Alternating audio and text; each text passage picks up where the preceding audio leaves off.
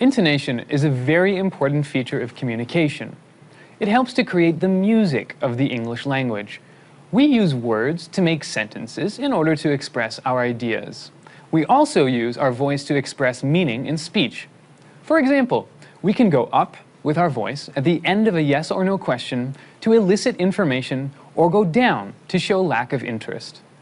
Without intonation, our voices would sound flat.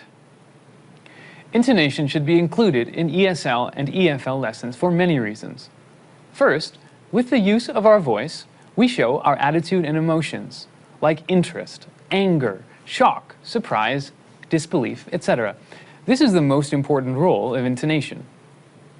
The intonation system in English may differ from the intonation system in our ESL or EFL students' mother tongue.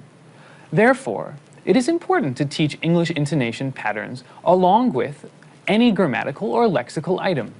For example, if we're teaching a basic WH question like, "What's your name?" at a beginner level, we should make sure that our students repeat this question with their voice going down at the end, as this is the intonation pattern of WH questions in English. For example, the correct form in English is, "What's your name?" But it would sound unnatural to say, "What is your name?" Intonation shows new information in a sentence. The speaker will say the word carrying the new information at a higher pitch. For example, "I saw him yesterday," or "Joan will come for lunch." It also helps to identify the thought groups in speech, usually marked by punctuation in written English. Intonation shows if the speaker has completed his or her thought, so that the listener can say something in return. Let's see some examples of intonation patterns in English. First, falling intonation. In general, falling intonation communicates certainty, finality, completion, and facts. It is used in affirmative, negative, and imperative sentences, as in, "I live in Boston," or "He can't come to the meeting." It's also used in WH questions, such as, "Where do you live?"